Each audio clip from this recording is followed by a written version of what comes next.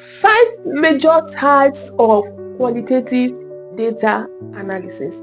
Your analysis might be wrong if you did not understand the 5 major types of qualitative data analysis. In this video, I'm going to break it down, the 5 major types of qualitative data analysis, because each method has its own strengths. And by the end of this video, you'll be able to know the type of qualitative data analysis that is best fit for your research, because the analyses are conducted differently. Before we dive in, here is the big question I want you to keep in your mind. What story does your research really want to tell? Because once you figure that out, the method becomes clear. Hello everyone, I am Wendy, a qualitative data analyst expert and a coach. I assist PhD and master students, NGOs, to make sense of their non-numerical data. So let's look at it, the types of qualitative data analysis we have. The first one we'll be looking at, which is the most commonly used, is thematic analysis. Think of finding patterns in a messy conversation. You take your transcripts, highlight recurring words, ideas, or feelings, and group them into themes. Therefore, thematic analysis is a qualitative research method used to identify, analyze, and report patterns or themes within a data set, such as interview transcripts or survey responses. It involves systematically organizing qualitative data to describe it in an in-depth meaning through recurring patterns and motives that emerge from the data itself. This process often follows a 6-step framework by Braun and Clarke, which includes getting familiar with the data, coding, generating themes, reviewing themes, defining and naming them, and finally writing up the findings. But what if you want to go beyond what people said and focus on how often something comes up?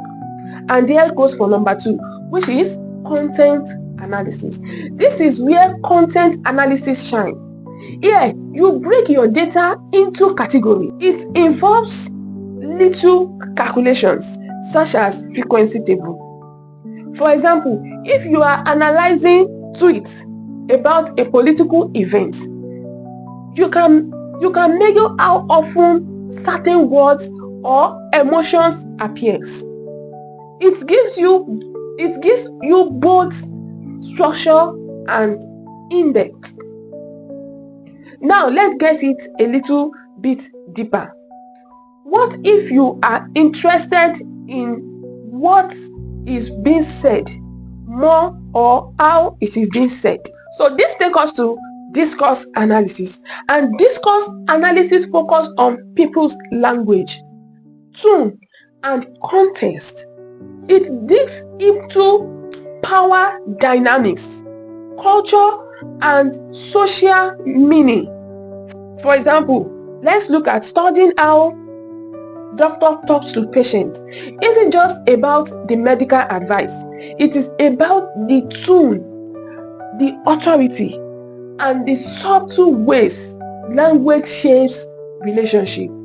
Now, this takes us to the 4th type of qualitative data analysis, and that is narrative analysis. Narrative analysis is all about stories. Humans are natural storytellers, and narrative analysis helps you explore how people construct meaning through personal stories. If someone shares their journey of becoming a single mom in tech, For instance, if you are not just analyzing events, but the way they frame their identity, resilience, and growth, that is narrative analysis. Now, this one takes us to the fifth type of qualitative analysis, and that is grounded theory. I so much love grounded theory because grounded theory is a systematic method of qualitative research. It's used to develop theories directly from the data. So in this situation, you don't need citation, you don't need references, you don't need quotation. Everything is inside your data. Instead of starting with an existing theory, you allow patterns, concepts, and categories to emerge from your data itself. For instance, if you interview nurses about workplace stress, instead of fitting their responses into an existing framework, all you need to do is to analyze their words line by line. Pattern might emerge about burnout cycles, coping mechanism, and organizational support gaps. From this, you develop a theory explaining how stress develops and how it could be managed in hospital environment. The beautiful thing about qualitative analysis is that you can combine any type of qualitative analysis. I've seen my clients, they tell me their research is content analysis and thematic analysis. Do you understand? So that's one beautiful thing about qualitative analysis. So here is my challenge for you. Go back to your own transcripts and ask yourself which method is best fit for your analysis, or that is best fit for the story you are trying to tell. And if you found this breakdown helpful, hit the likes button, subscribe for more practical lessons on qualitative analysis, and don't forget to check comment below telling me which method you are most excited to try in your research. And don't forget to book a one-on-one strategic consultation with me. Thank you for watching. See you on the next one.